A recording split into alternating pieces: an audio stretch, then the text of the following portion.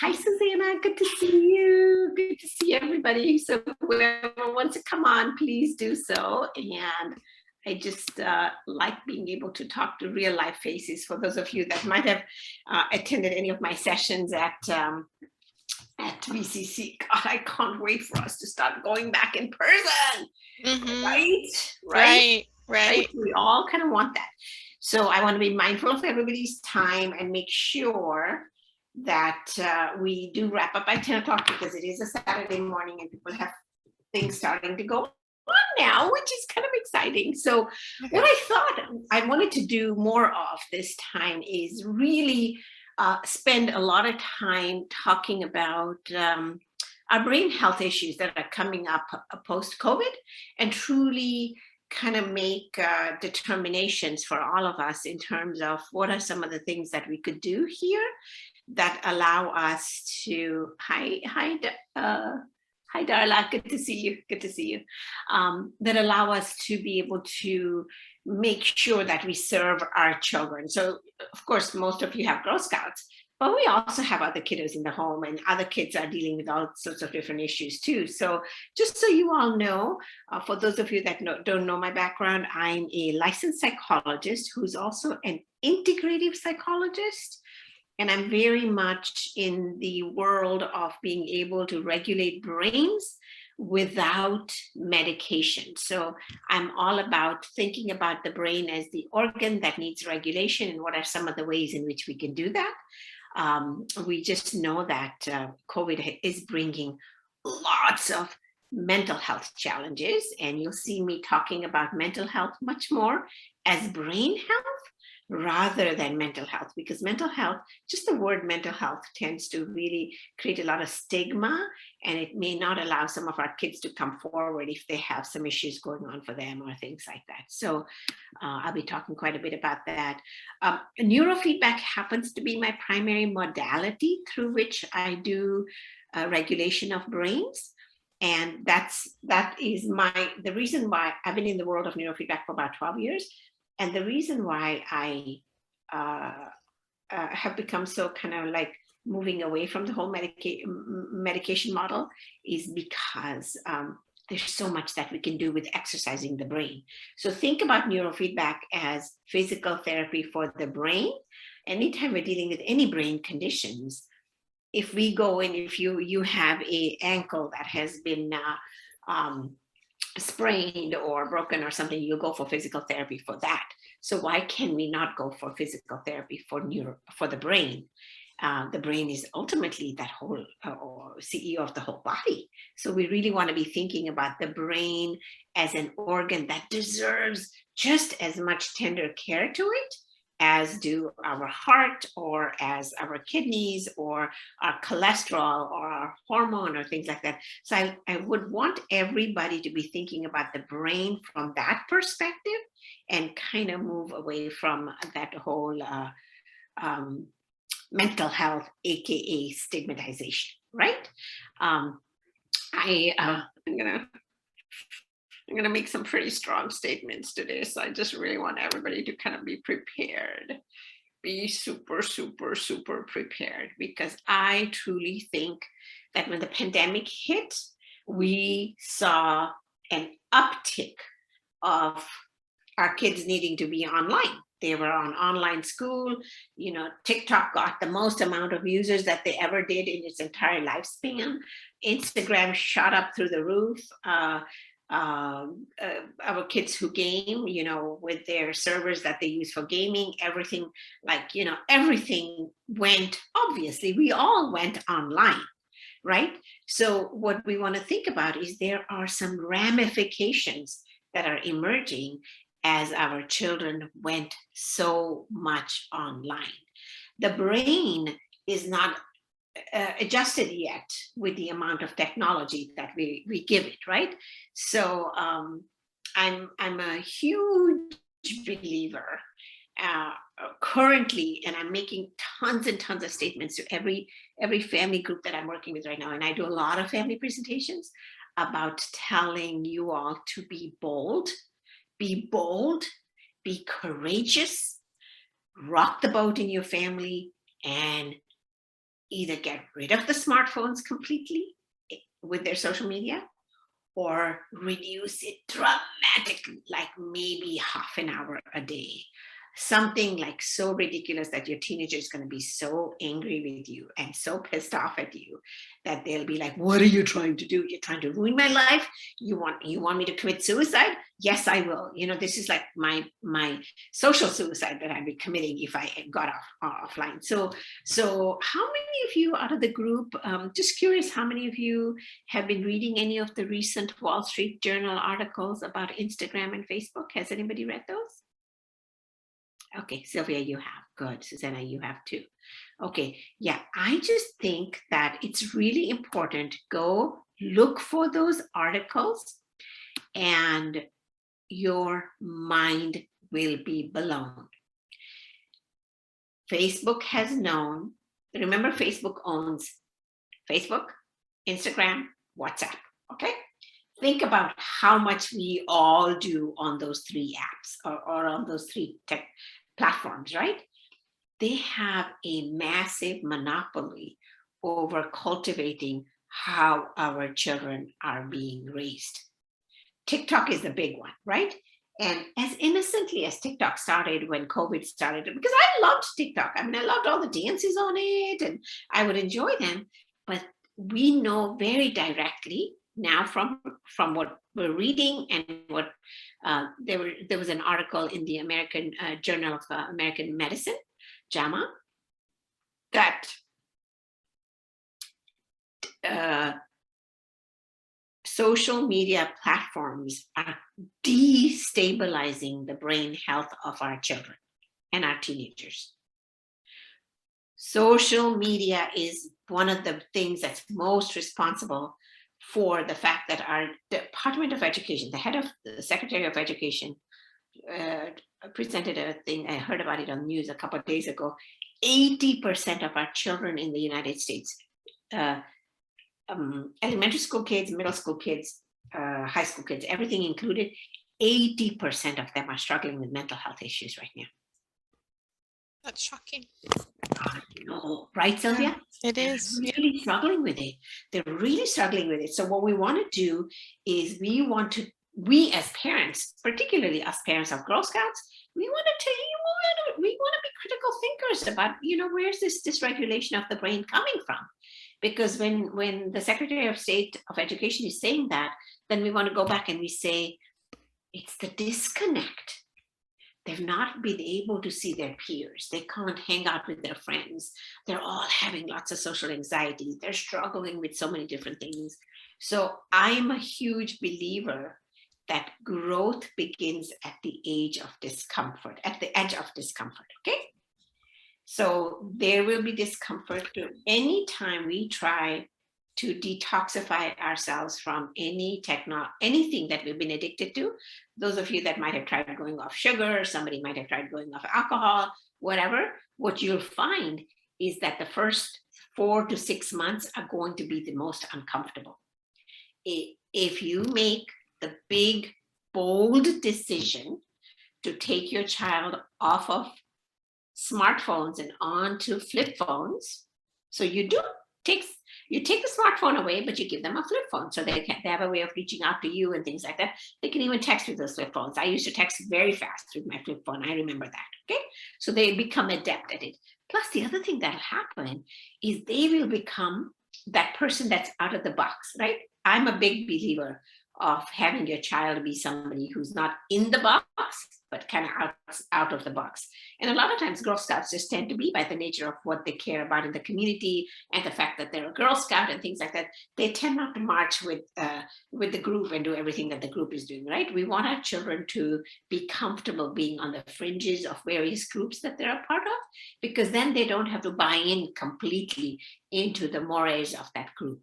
So if your daughter is around or your son's around kids who don't have any phones and they're seeing everybody, what happens? You're standing in line to pay grocery shopping. We all used to stand in line and chit chat with each other, right? Now what do? We don't do that. We get on our phone, we return an email, or we scroll on our social media, or whatever it is that we do, right? So we're all very disconnected. So imagine how disconnected they are. So we may think they are connected, but they're over connected, but emotionally very disconnected.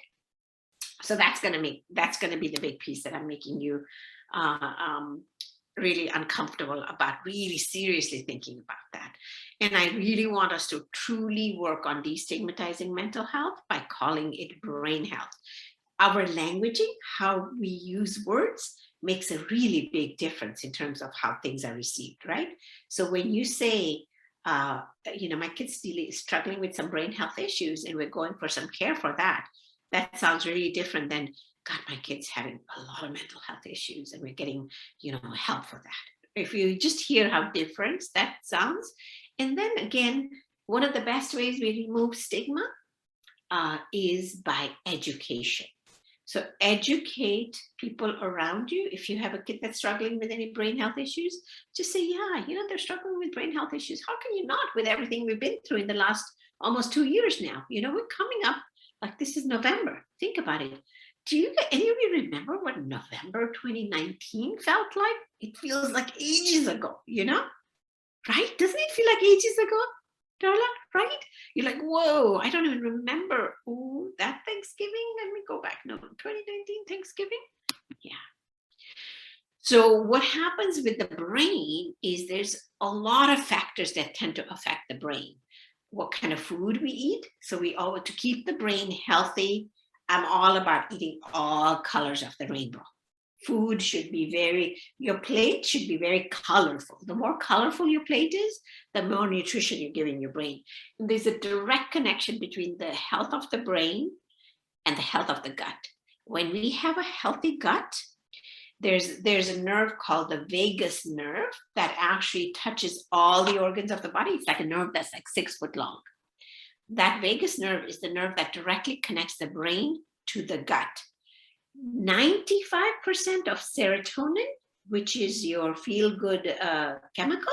Serotonin is what it's usually in, like when you put your kid on an antidepressant medication, typically it's serotonin that they're getting. 95% of the serotonin is actually made in the gut, and then through the vagus nerve, it's transferred to the brain. So when we keep that gut healthy, we'll be keeping our kids' brains healthy. So start looking at how you're eating, stop eating out, start cooking back again at home. We went through this phase, because we cooked so much at home through pandemic, through the beginning part of it, we might have gotten that, and eating out felt like it was a good thing, an exciting thing. Let's kind of go back to bringing nutritious food back on our table again and reducing the amount of junk food your teenagers eat, because what we've seen is a direct correlation between when a teenager eats a lot of junk food, their cholesterol levels, you would think their cholesterol levels would be high, right? But for some teens, their cholesterol levels will be lower because of them not getting enough nutrition, because junk food does not give you any nutrition. We have, in my integrative medicine world, there's a direct correlation between very low levels of cholesterol in a teenage brain and suicidality. So it's very important that they're eating all colors of the rainbow. I'm a big person in terms of your lifestyle, making sure your kids are exercising, they're involved in a sport. If they're not involved in a group sport or something like that, make sure they're taking walks regularly around the neighborhood, at least a 2-mile walk or something like that, so that their body is moving, because otherwise they're like in this hunched up position all the time on their computers, and you really want that movement in the body, because then the body becomes healthy. There's a region in the brain called the hippocampus. The more regularly we exercise, the stronger the hippocampus is. The hippocampus is the region for memory, and it's the region where new neurons are born in the brain. So healthy, good doses of exercise is something I highly recommend to all my parents for the health of your own personal brain and the health of your teenager's brain and your kids' brains. We have the pollution. I think that the environmental pollution we have, the EMG, particularly pollution, that's the EMG we're getting from our electromagnetic rays, from all our homes being wired, the amount of stuff we get when you have your phone next to you, that's a lot of pollution That's a lot of pollution in the body and in the brain, and it disrupts the DNA of our brain. Environmental pollution tends to disrupt the DNA in the brain. That is one of the reasons why we'll find so many people will develop cancers when they live in areas where there's heavy pollution in the air, because there's toxins in the pollution. So again, the brain that's kept healthy, the brain that exercises well and does meditation, as well as the brain that does eats all colors of the rainbow, that brain is going to be able to detoxify itself well. When you have a properly detoxified brain, you have what we call a good attitude about life.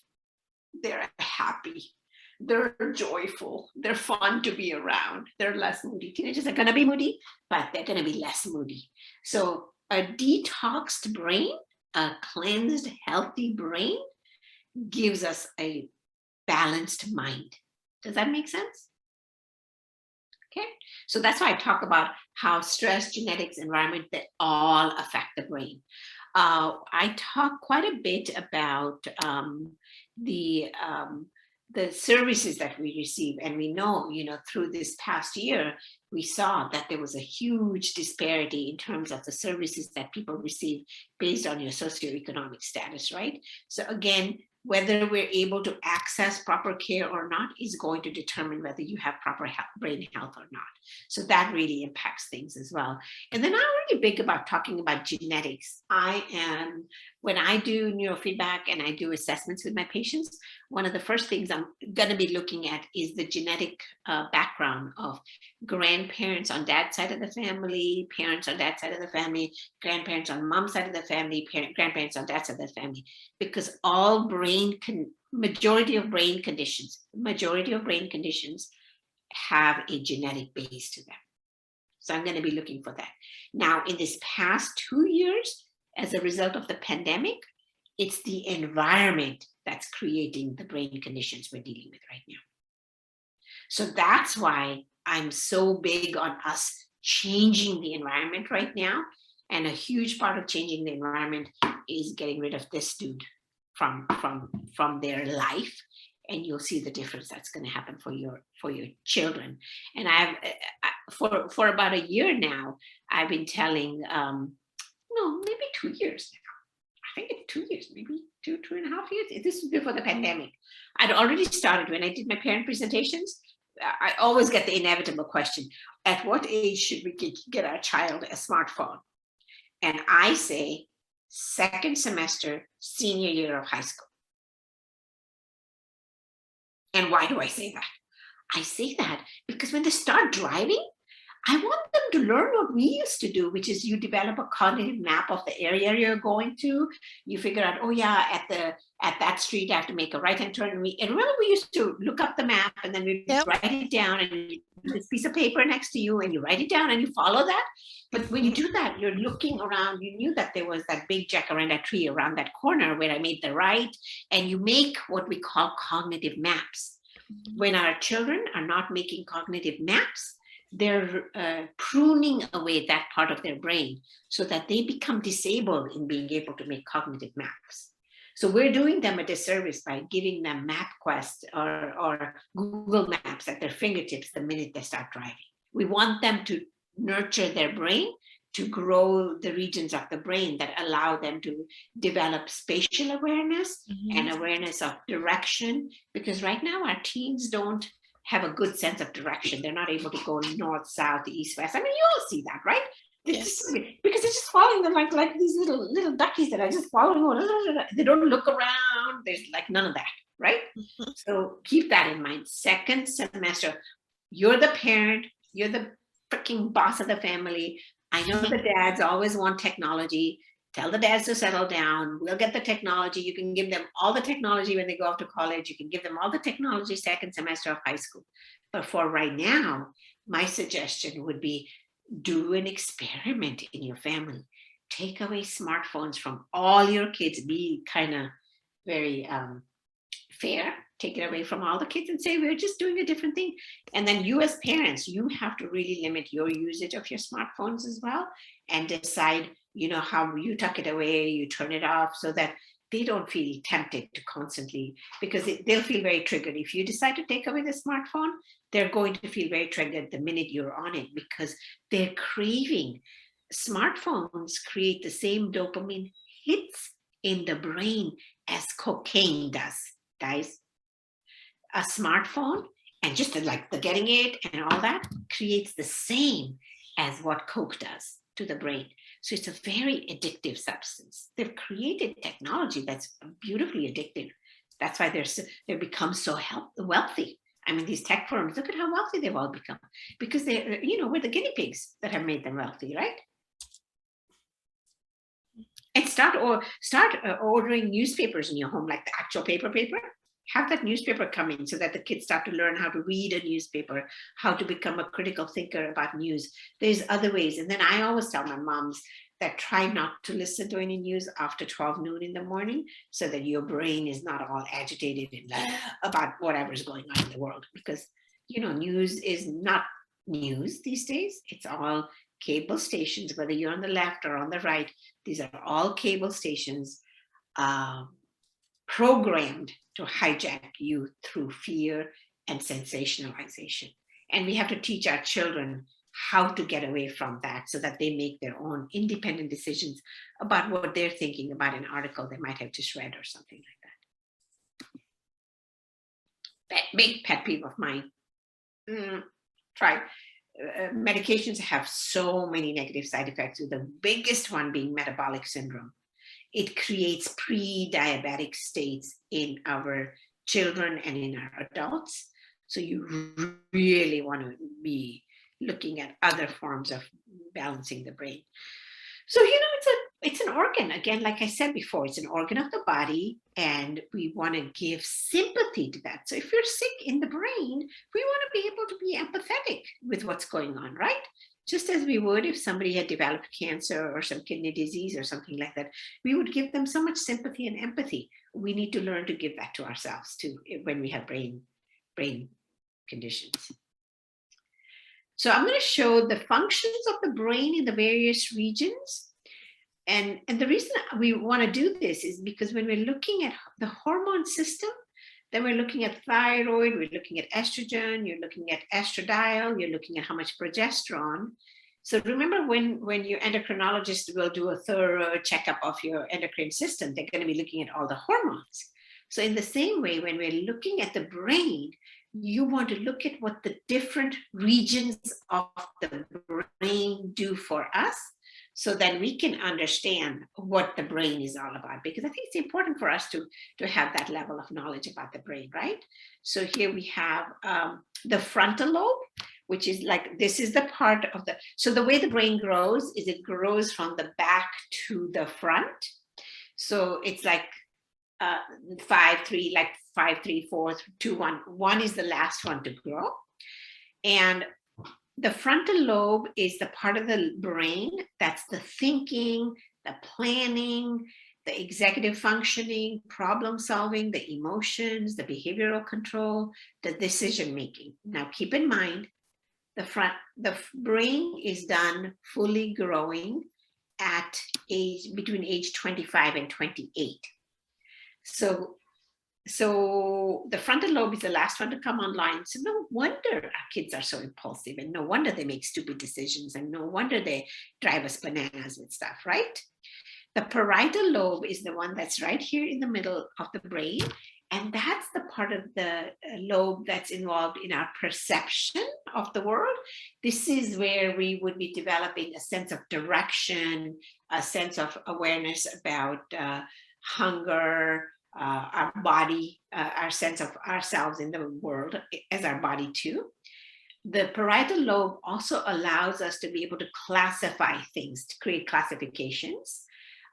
It's the part that's involved in spelling, knowledge of numbers, and visual spatial processing. So again, that's like when your child starts to drive the car and they're looking around and seeing who is around. And is that car coming too fast? Is it too slow? All that is the parietal lobe of the brain. The occipital lobe is back here, and that's the visual center of the brain. So when I treat concussions with neurofeedback, oftentimes if the airbag might have exploded and they may have developed a concussion in the frontal lobe, they may have gotten hit in the frontal lobe. What often happens is that because of the hit, you're going to have the parietal lobe, the occipital lobe that gets hit as well, because it tends to, there's this rebounding effect that happens with a hit to the brain. Often one of the initial symptoms I'll get with people who've had concussions is a lot of visual sensitivity. They can't stand too much light. They sort of need to be in a dark room. They get a lot of visual headaches, those kinds of things. So you can see that the occipital lobe is the region for vision, visual processing, identifying colors, and all of those kinds of things. The temporal lobe is the one right in this area, these areas right up here, right about the right ear and left ear. That's your temporal lobe. That's a very significant one. That's the one in charge of memory, understanding, language, facial recognition, hearing, vision, speech, emotion. So you may have a imbalance, and you could have an imbalance in the temporal lobe. You might have, like when I treat some kiddos with autism or Asperger's, they tend to be extremely linear and very analytical. And so that there's an imbalance in the left temporal lobe versus the right temporal lobe.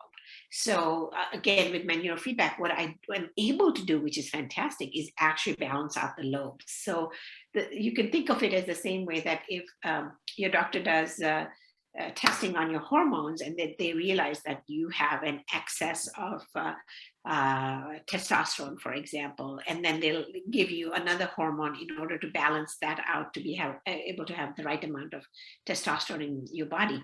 In the same way, when I do some of my testing and everything, and I'm able to see the imbalances in the brain, that we're able to bring about more balance in the brain using the neurofeedback. Now, the cerebellum is back over here. That's the one that's involved in our gross and fine motor skills, hand-eye coordination. Athletes tend to develop a very healthy cerebellum because they're doing all their movements. When we're walking, that also really balances out the cerebellum.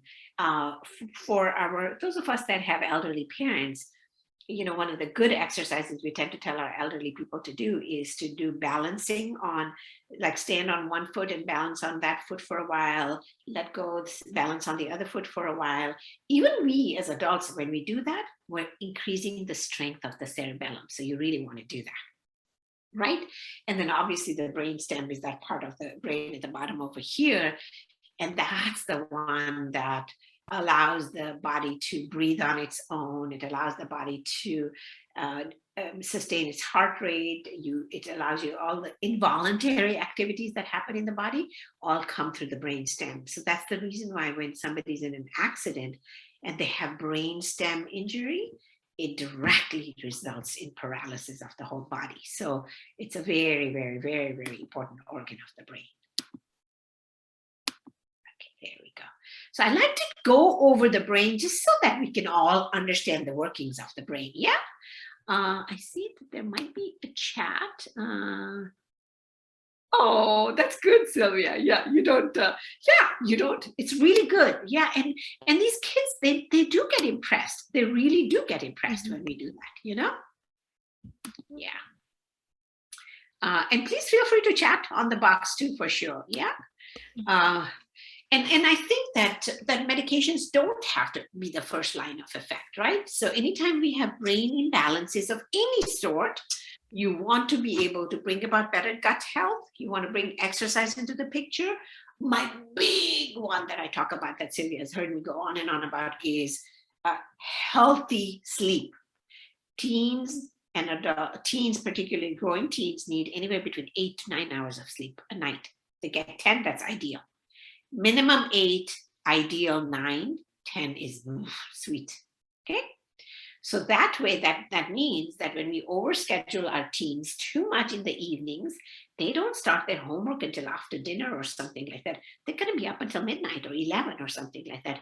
We want to do whatever we need to do in our lifestyle move actions so that we cut back on some of those things so that they have time in the earlier part of the evening to get their homework done. Then they can downregulate, and maybe by 9:30, they get into bed. They're reading a book because they won't have a phone, so they'll be reading more books. Because the one thing I've seen with all my young people in the last 10 years is the reading has reduced dramatically among them. Because what they do when they're on social media is they get snippets of information. So they become these young people who just live off of snippets of information. This happens with my son all the time. Like, because I read the paper. So I'll see an article and I'll say something about, whatever I might have read about, and I'll like tell him about it. And he's like, yeah, I saw that on one of my feeds or something like that. And I'm like, yeah, you saw it on your feed. Did you read the article? So sometimes what I'll do is I'll often send him that newspaper article via text. But then I'll also, in my newspaper, I'll take a picture of the parts that I think are relevant for him to have read in that article, which I know he won't read. Because then if I've sent him those snippets of those 3 little texts, he's more likely to have read the part that I really wanted him to read in that article that was important. So we'll notice a significant change in our children with their brain health because they will start reading books. And what do books do for our kids, boys and girls? Books allow them to travel around the whole world. Books allow them to cultivate empathy. What we know, there was a study that was done in 2011, which is like such a long time ago, 10 years ago, okay? That I consider an old study that was done on a university campus where they studied people who didn't have the social media and people who had social media, and they found that the folks who were active on social media of any kind, their empathy levels were 43% lower than people who didn't have social media. Our children are becoming desensitized to a lot of violence. They become desensitized to other people's pain because they see so much of it. Even if you see a lot of pain, I mean, imagine empathy levels dropping 43 freaking percent, guys. And then here we are raising Girl Scouts, which, a huge piece for Girl Scouts is caring about the community, the empathy. And you've all seen these with your kids. I mean, you've seen how they've become like so me-oriented, right? They're all in their own world. Teenagers by nature tend to be a little bit self-absorbed, but not the way they're presenting these days. Yeah. Oh, this is hot. This is just last week I've been reading about this. There's a new phenomenon that neurologists are like blown away. They don't know what to do with this. Tics, like, grimace or a facial tic or any kind of a tic, a movement tic or something like that. Those primarily tend to show up among boys. Okay. There is an influencer on TikTok who has Tourette's, a tic disorder. And the kinds of tics he has are showing up in thousands of girls across the world. They're imitating his tics because they watch him so much, and teen brains like to imitate. Those are called mirror neurons in the brain. Okay, I know Susanna's going, oh my God. I mean, I'm looking at your facial expression, you're like, yeah.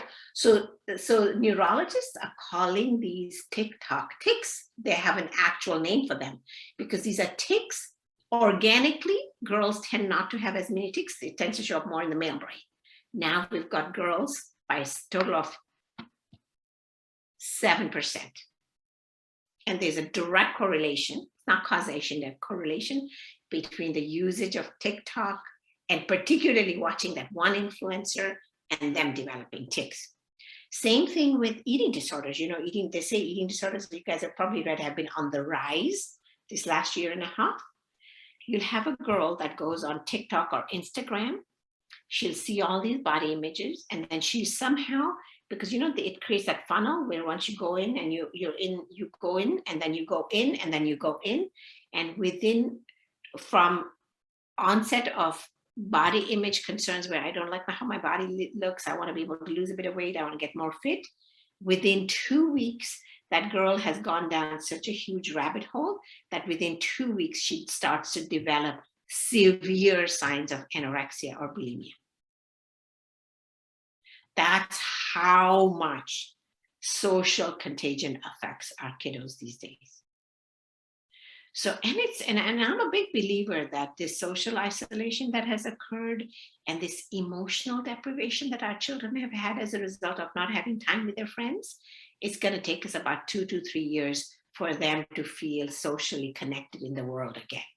So as mothers and parents and family members, we're going to have to put a little extra time now to make sure that we create extra play dates for them. They can go spend the night at a friend's house or whatever, but giving them more opportunities to have more time with their peers, because they've been, this amount of deprivation for the brain for 2 years is too significant for me to ignore. As a neuroscientist, I cannot ignore that amount of deprivation for the brain.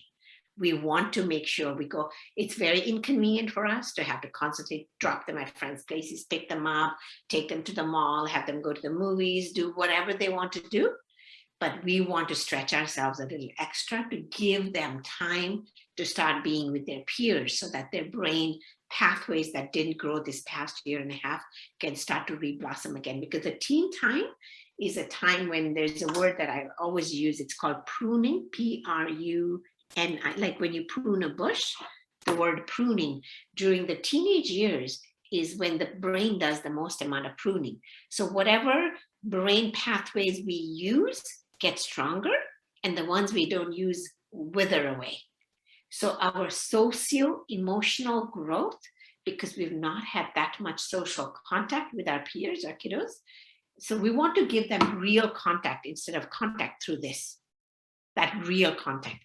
And then they'll get happy again. There'll be more drama. Of course, there'll be more drama because if they're spending more time with everybody else, there's going to be more real drama. But I would so much rather have real drama than the bullying or the other subtle or the relational aggression that shows up through this. Yeah. And then the other thing that's happening is that the kids are diagnosing themselves because they're on these TikTok. There's a ton of mental health TikTok pages. And the mental health pages on TikTok have exploded exponentially. So what happens is when a kid goes on that and they start watching it, then they start developing those symptoms because of that contagion factor, because of the mirror neurons. Teenagers are notoriously very good at imitating what's going on around them. That's why we always teach our children to be a member of a Girl Scout troop. We want them to hang with the winners. We always worry about what kinds of friends are they hanging out with, because we know that their friends influence them. So the friends on social media are exactly the same as the friends they have in real life. They have the same impact on the brain. So the algorithm. So one of my staff members is in her master's program. So she's going to do her master's thesis on looking at the algorithms that TikTok has created, and what is it about those algorithms that tends to just, because TikTok is only 30 seconds, right?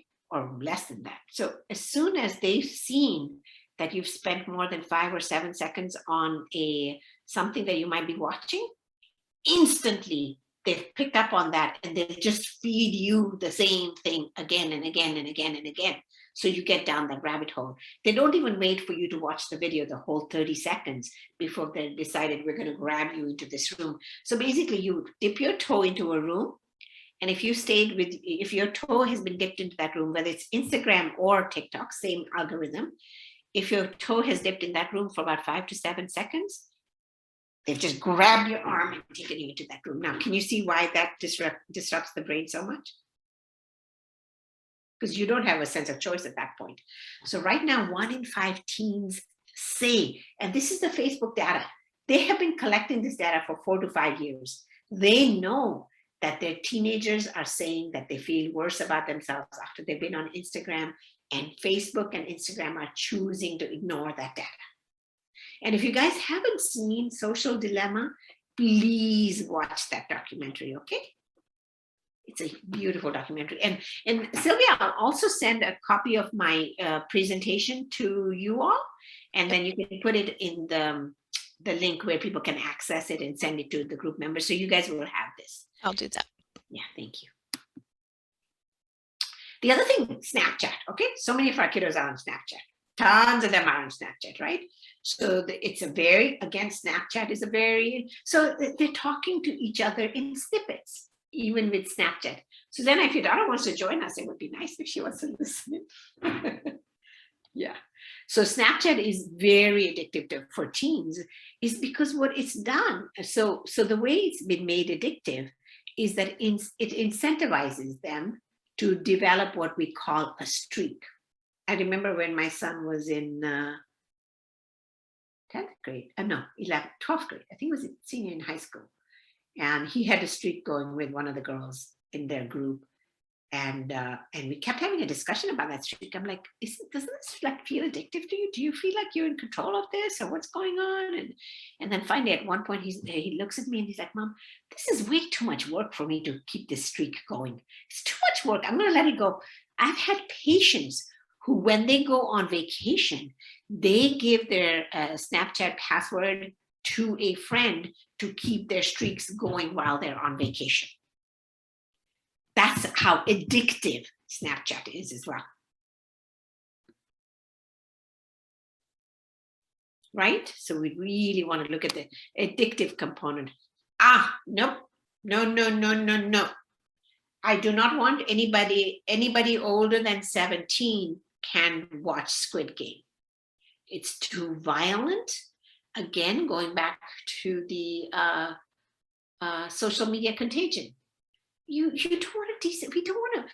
We work so hard as parents of Girl Scouts and Boy Scouts. We work so hard to make sure that our teens have empathy and kindness and heart. When we expose them to things like these, we're taking away their sweet, sensitive, tender empathy molecules in their body, right? So keep in mind that for a teen brain, what happens is, so for example, if you and your teenager are on a roller coaster together, their brain squirts out about 60% more dopamine on that roller coaster than your brain does. Teen brains, because they have a lot of white matter in the brain, it's not so much gray matter, it squirts out more dopamine. The more and dopamine is your pleasure molecule. The more dopamine you have in the brain, the more it creates that molecule called delta phosphB. Delta phosphB is the molecule of addiction. That is why most addictions tend to start in teenage years. So the more they expose themselves to the pleasure, so the more you're scrolling, the more likes you're getting, on your Instagram, that's a dopamine hit. Then you want more. So dopamine always demands more dopamine. And when you have excess dopamine in the brain, the dopamine is actually secreted in a region of the brain called the striatum, striatum. When you have excess dopamine in the striatum, that tends to lead itself towards depression, anxiety, even psychosis. And excessive gaming, when I say excessive gaming, I mean more than 6 hours of video gaming a week is considered excessive in our brain health world. More than 6 hours of gaming a week increases the size of the striatum in the brain.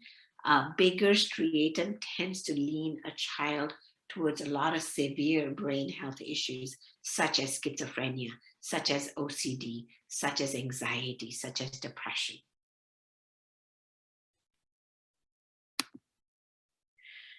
So I'm going to talk a little bit about what are the characteristics of, mentally healthy people. They tend to have a sense of control in their life. It's 10 o'clock. They have a sense of control in their life. They accept imperfections in themselves. They can bounce back from adversity. They're capable of intimacy. They don't get overwhelmed by emotions. They know that emotions will be there, but that we don't get overwhelmed by the emotions, and they show a lot of creativity. I'm a big believer of raising children with grit. Grit is passion plus perseverance combined together. And I love and honor failure. It's very important for us to have failure, because it's only through failure that we tend to grow. And don't let them fear failure. Let them go into failure with an open mind. You want to teach them to, again, like I said, teach them to think outside the box. And for Girl Scouts, I never have to say it. We have to cultivate altruism because that's part of just what we do. And we want our children to be resilient. We want them to bounce back. We want them to be empathetic. And I'm a really big one, and we do this really well in Girl Scouts, where I think it's important to have a value on collaboration rather than competitiveness. And I think it's important to have a value on connecting rather than comparing. Now, comparing, I call comparing cancer. And the reason why I call comparing cancer, and think about all the social media stuff that our kids go through, where they're just constantly comparing themselves to others. And we want them to connect. We want them to collaborate, not to compare. So this is that documentary I'd love for you all to watch, Social Dilemma. And also we cultivate emotional intelligence in our kiddos, where they can remember the names of people and understand their emotions, and they can manage their own emotions, and they're able to control their own emotions. They can motivate themselves, and we teach them to dial into other people's emotions and their own emotions. So to me, emotional intelligence tends to make a person way more happier and successful in life than any other kind of intelligence. So this is an intelligence we really want to cultivate in our children for great brain health. Teach them to label their emotions, teach them what are appropriate emotional expressions, teach them proper problem solving skills, teach them empathy, teach them healthy coping skills, and just support the development of that in your teens. So again, as you saw, remove cell phones, give them lots of social life interactions. It's going to take us a time to catch up with the loss of emotional connectivity in the brain. Be gentle and compassionate with our kiddos. We really need to do that because they're struggling right now, and they need us to be kind to them, because then they can be kind to themselves. Because when we're kind to them, they'll be kind to themselves. And a brain healthy lifestyle, I said, nature, I'm a big believer of nature. Nature does a real reset to the brain.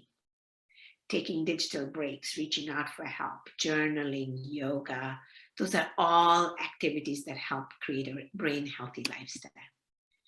I'm a big believer of omega-3s, nuts, vitamin D levels. Even though we live in California, we all tend to be pretty deficient with vitamin D levels.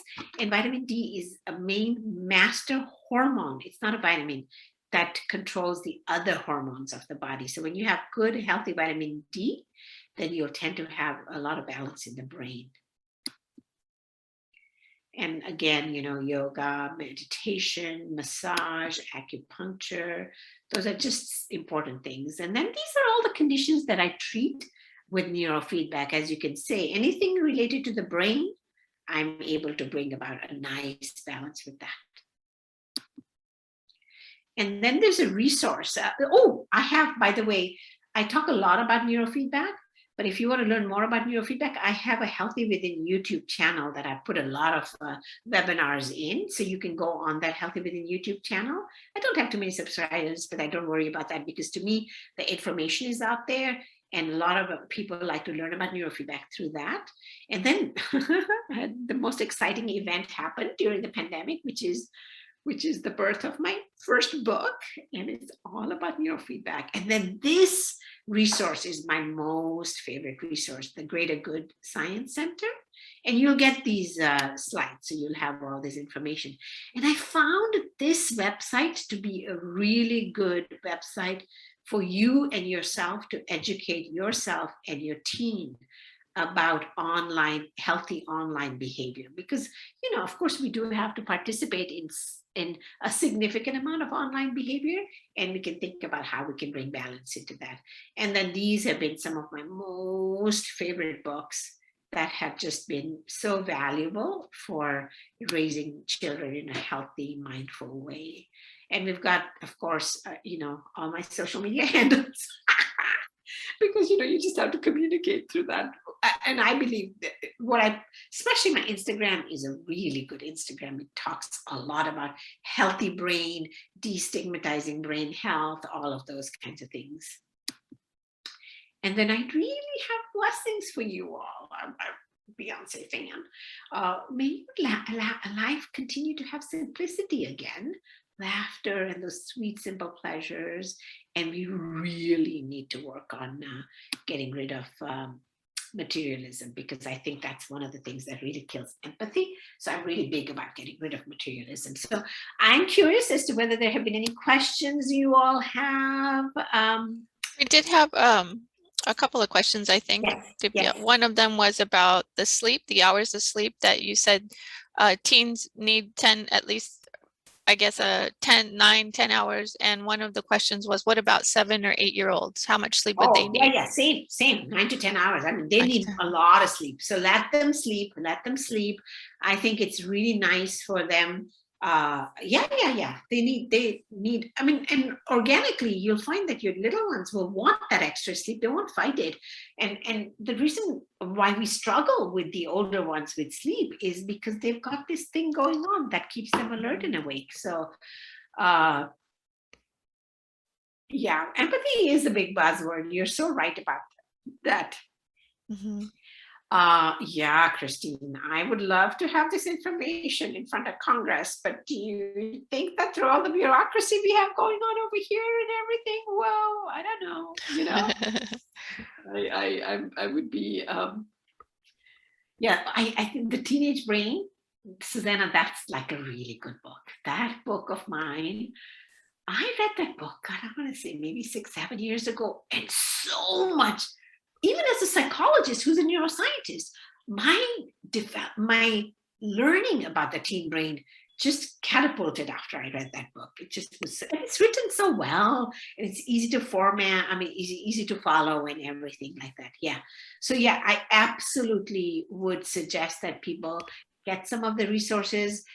Now, majority of my parents have become really good about turning off the Wi-Fi around 9:30 or 10 p.m. at night. I saw that, which is great. Turning it off. And then in the morning, possibly not turning it on until 7 a.m. in the morning, until they're headed off to school or whatever. So then it's even the mornings they're not distracted by, oh, I need to check and see how many likes did I get on my post I made last night or something like that. And then truly, seriously giving some serious thought to, and again, mom and dad, parents, mom and mom, dad and dad, whatever, parents in the family ought to have a very thorough discussion so that both parents are on the same page before you decide to pull the plug on the smartphones.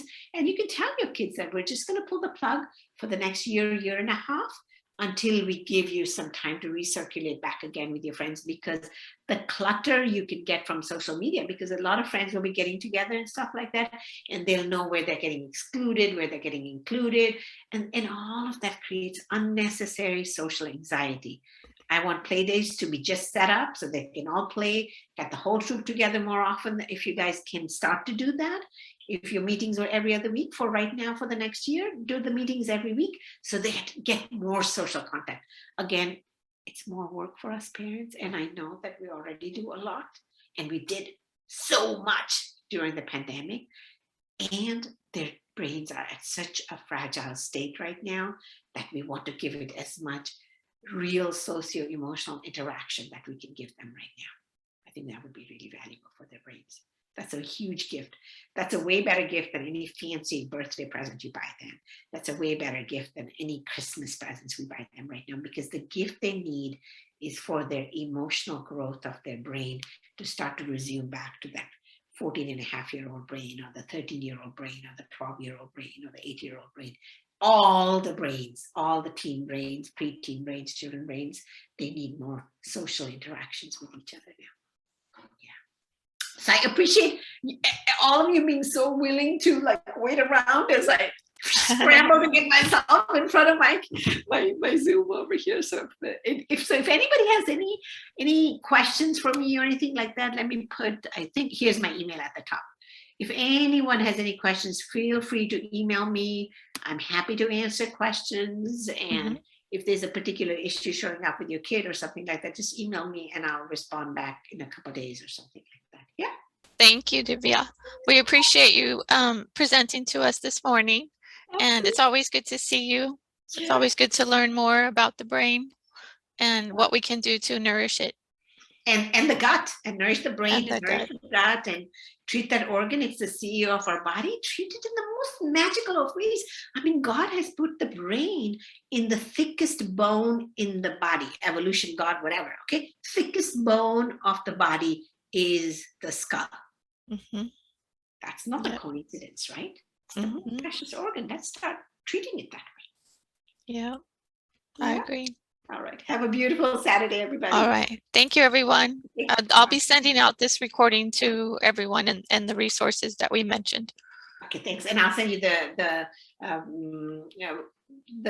PowerPoint right now.